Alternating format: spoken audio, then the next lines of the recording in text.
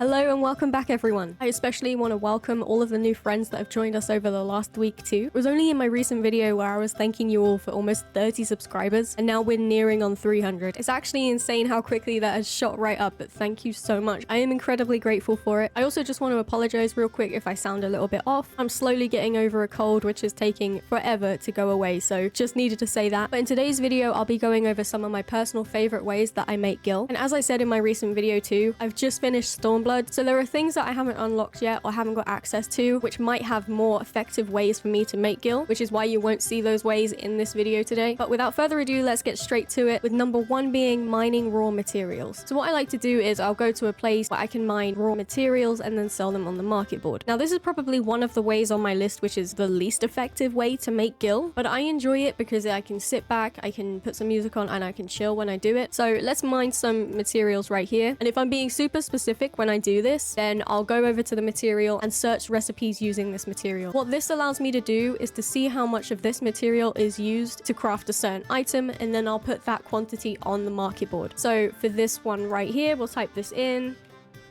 and I need 3. Therefore, I will put 3 of these raw materials on the market board and sell it like that. Now, that's only if I'm being specific, because all of this can be really time consuming, going from place to place, and then you're also spending the gil to go to places. And I really only enjoy it because of how relaxing it is, and it's nice to just get away from doing quests sometimes in dungeons. So yeah, that is one of the ways that I make gil. Like I said, it's probably not the most effective, but it does make you some gil. Moving on to number 2, which is probably my absolute favorite way that I'm making gil at the moment, and that is selling high-level treasure maps. So if you don't know what a treasure map is, every day you're able to gather a treasure map, and you can either decipher the treasure map yourself or do what I do and sell it, because they sell for quite a bit. You can only do this once a day, as there's an 18-hour gap in between when you're able to do this. But coming over to my retainers here and looking at my sale history, you can see over the last 4 or so days I have made almost 200,000 gil just from doing this. So every single day I'll go to the same location, which is the highest level location available to me at the moment, and I'll get the highest level map available to me as well. So since I've just finished Stormblood, this is going to be a level 70 map and a level 70 location. The ones that I've been selling are level 70 group maps, so they sell for quite a bit, and it's honestly been such a good way of making gil, so this is why it's my favorite way to make gil at the moment. Coming over to my Grand Company for number 3, which is using Grand Company seals to buy items that I can sell to NPCs. So what I'll do is I'll come over to my personnel officer and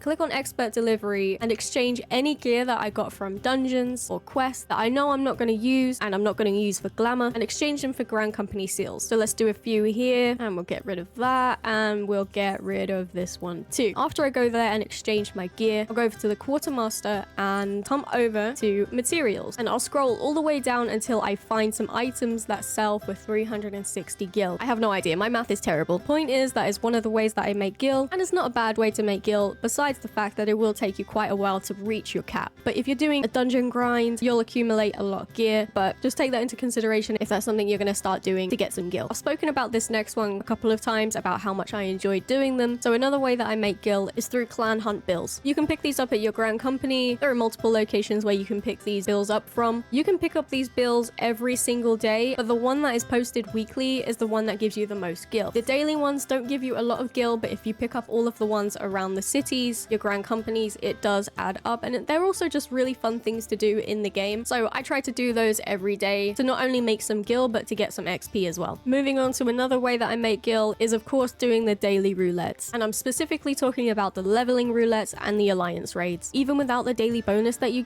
still get a decent amount of gil from doing this. I find myself doing multiple a day and still getting a good amount of gil. But yeah, let's move on to the last one, which is doing custom deliveries. This is something that I have recently gotten into, and by recently I mean the week I'm recording this, but it turns out it gives you a crap ton of XP, but it gives you a good amount of gil on top of that. Essentially, you'll just go up to one of these people here, you'll make a delivery, you'll go out and get it, come back and you'll get your reward. I'm not gonna lie, custom deliveries have confused me for the longest time, and the only one that I do at the moment is mining, because I find it the easiest to do. I don't really understand the fishing or the crafting side of it yet, but it's been doing the job. So for the 12 custom deliveries that I did yesterday, I got almost 1,000 gil for each one, so around 12 4,000 total, give or take. Again, it might not be the most effective way to make GIL, but it's something that I've just gotten into and I really enjoy it. I find it really fun to do. I just wish I understood it more, so if anybody has any tips about how to do it, please let me know in the comments. I'd be very grateful for it. And that's it for today's video. I hope you guys enjoyed it. Hopefully I'll find some more ways to make GIL as I get on with the MSQ and unlock more things. Let me know what your favorite ways are to make GIL. I'm always interested to hear how everybody plays the game because everybody plays the game differently. That's the most amazing thing about Final Fantasy XIV is there are just so many different ways to play this game, and one of the many reasons why I love this game so much. So as always, thank you so much for watching. Be kind to yourself, be kind to others, and I'll see you in the next video.